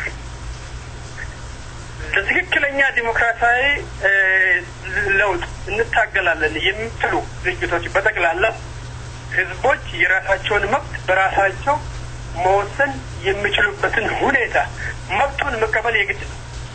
ያንን የማትቀበሉ ከሆነ እኛ እንደፈለገ እንገዛለን፣ እኛ እንደፈለገ እንመራለን፣ ከኛ ውጪ ሌላ ገዢ ሊመጣ አይችልም፣ እኛ ካልተመረጥን ወይም ደግሞ በምርጫ ስም ልክ እንደ ወያኔ ፓርላማ ካልገባን የሚለው አይነት ምኞት በፍጹም ስለማይሰራ የኦሮሞ ህዝብ ትግል ወደ ኋላ መመለስ ስለማይቻል ከንቱ ምኞታቸውን በዛ መልክ ያለውን አቁሙ። በሁለተኛ ደረጃ አሁንም መልሼ መልእክትን ማስተላለፈው ለኦሮሞዎች ነው። የኦሮሞ ታጋዮች በተለይም በአገር ቤት ያሉ ኦሮሞዎች ነፃነት ጫማ አይደለም፣ ሹራብ አይደለም፣ ከናትራ አይደለም፣ ከውጭ ሀገር እንደሌላ ዕቃ ተገዝቶ አገር ውስጥ አይገባም። ነፃነትን ሊያመጣ የሚችለው ህዝብ በአገሩ ላይ ትግል የሚያደርገው ማህበረሰብ ህዝቡ ነው። ትክክለኛው መንገድ በኦሮሚያ ውስጥ በትክክል እየታየ ነው። የኦሮሞ ህዝብ በራሱ ላይ ኃላፊነቱን በመውሰድ ለራሱ ነፃነት እየታገለ ነው ያለው። በውጭ ላይ ያለ ነው ወይም ያላችሁት ሌሎች የኦሮሞ ተወላጆችና የኦሮሞ ነፃነት ተመኞች ሁሉ የህዝባችንን ትግል ደጋፊዎች እንሆን። ከውጭ እንደ ጫማ ወይም እንደ ቀበቶ ወይም እንደ አዝራር እንደ ቁልፍ ነፃነትን ወደ አገር ቤት እንደ በኮሜዲ መልክ ማስገባት የሚመኙ ከንቱ ግለሰቦች ካሉ ሊሆን የማይችል በዓለም ደረጃ ያልታየ ስለሆነ እባካችሁ ከንቱ ምኞቱ በዛ አይነት አእምሮ የምታስቡ ሌሎችም ግለሰቦች ኦሮሞም ያልሆኑ ሌሎች ህዝቦች ድርጅቶች በዛ መልክ የሚያስቡ ካሉ ይህን አይነት ከንቱ ምኞት በማቆም በአገር ቤት ያለውን ትግል ለመደገፍ ሁላችንም ተባብረን ሁላችንም አብረን እንስራ። ሁላችንም የህዝባችን ነፃነት ከሁላችንም በላይ ከእያንዳንዱ ግለሰብ በላይ መሆኑን እንቀበል። እኔ ካልሞትኩ ሰርዶ አይቀር የሚለው አይነት አባባል በዛ አይነት መልክ ራሳቸውን የሚያሞኙ የኦሮሞ ወይም ተወላጆች ወይም ደግሞ ኦሮሞ ያልሆኑ ሌሎች ተወላጆችም ካሉ በጣም ተሞኝታቸዋልና የህዝቡን ትግል ከመደገፍ ራሳችንን ይልቅ ራሳችሁን ትልቅ ሰው ለማስመሰል አትጣሩ። የመጨረሻው የኦሮሞ ህዝብ ትግል የህዝቡ ነፃነት ነው መሆን ያለበት። የጥቂት ግለሰቦች ፓርላማ ውስጥ መቀመጥ፣ የጥቂት ግለሰቦች በከራባትና ሸሚዝ ማማር መሆን የለበትም። ስለዚህ በተለይ የኦሮሞ ፖለቲከኞች ድርጅቶችን የምትመሩ የኦሮሞ ፖለቲከኞች ይሄው ህዝባችን ታግሎ 3-4 ወራት ያለምንም ማቋረጥ ጠመንጃ ፊት ለፊት ቆሞ ነው ያለው። ልዩነቶችም ካሉ ወይም ካሉሉ የግለሰብ ግጭትም ከሆነ ወይም ካልሆነም እነዚህ አይነት ሁኔታዎችን በማሳነስ አንድ ላይ ሆናችሁ ከህዝባችሁ ጋር ቆሙ። ይሄ ነው መልእክቴ። አቶ ጀማል ኢብራሂም ከሰይፈ ነበልባል ራዲዮ ጋር ስላደረጉት ቆይታ ደግሜ ባድማቼ ስምና እንዲሁም በራሴ ስም ከልብ አመሰግናለሁ። በሌላ ጊዜ በሌላ ርዕስ እንገናኛለን። ለዛሬው በጣም አመሰግናለሁ አቶ ጀማል። ታንኪዩ ነው አመሰግናለሁ በጣም። ድምጻዩ አየር ላይ አለ ዜማው ያው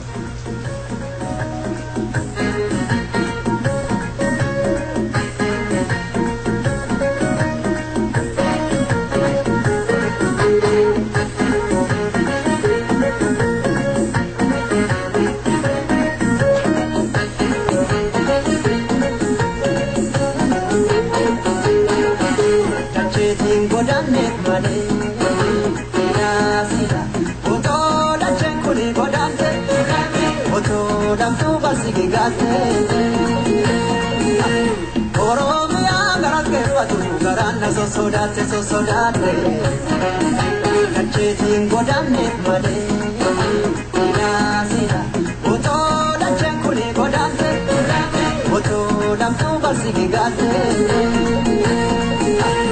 oromia garake patu garanna sodate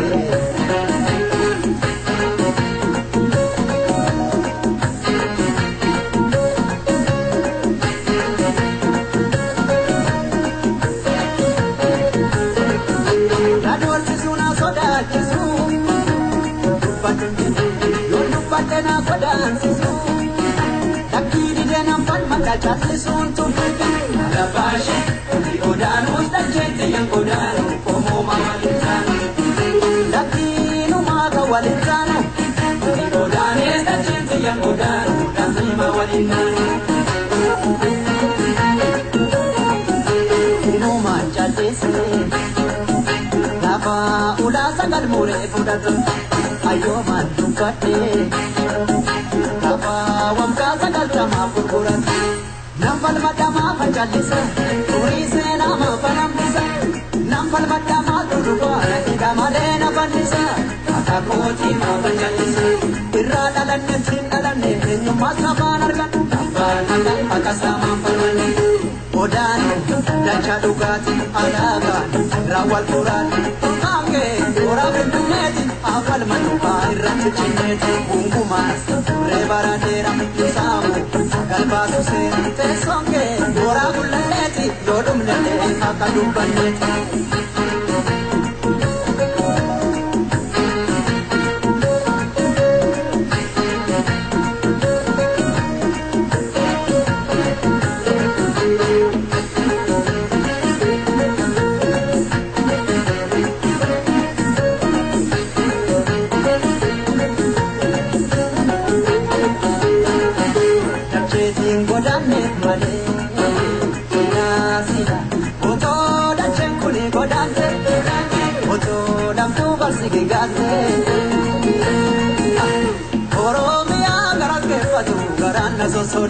Sodate Kacheetiin godhanneef malee Naasida Otoo dacheen kuni godhamte Otoo damtuu barsiigi gaatte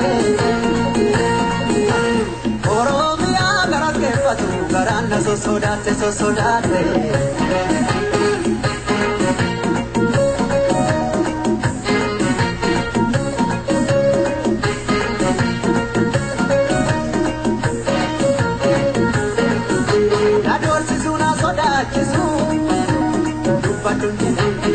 Badena godansisu Lakini dena mfalmata challisuun tufiga Safashi Rekam tufis baga kamiyamba Sena magala feke Laki hubatu sifadege Rekam tufis baga kamiyamba Sena magala feke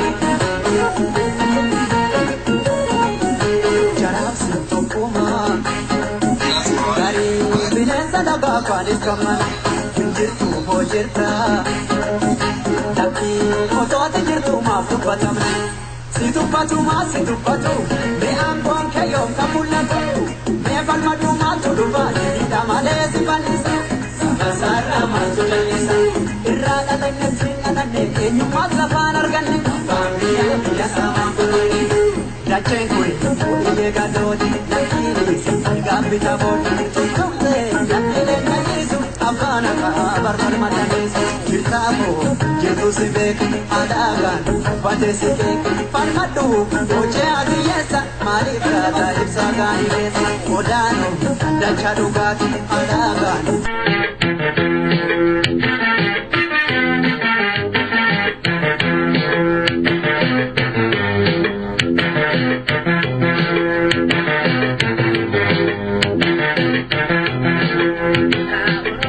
የተከበራችሁ አድማጮቻችን እንግዲህ ያለንን ፕሮግራም አብቅተን ይሄው የመሰናበቻ ሰዓታችን ላይ ደርሰን የቀረን ይሄው የጀመርነው የተወዳጇን ድምጻዊ የእልፍነሽ ቀናው ዜማ ወደናንተ ማድረስ ብቻ ነው። እስካሁን ድረስ ስናስተናግዳችሁ የነበርነው ፕሮግራም በመምራት በሬ አለሙ ፕሮግራም በማቅረብ እኔ ዮባይሳም ቴክኒሻናችን አስፋው ገመቹ አብረናችሁ ነበር። እስከ ሳምንት መልካም ሳምንት ቸር ወሬ ያሰማን። ደህና ሁኑ። እልፍነሽ ቀናው አየር ላይ አለች።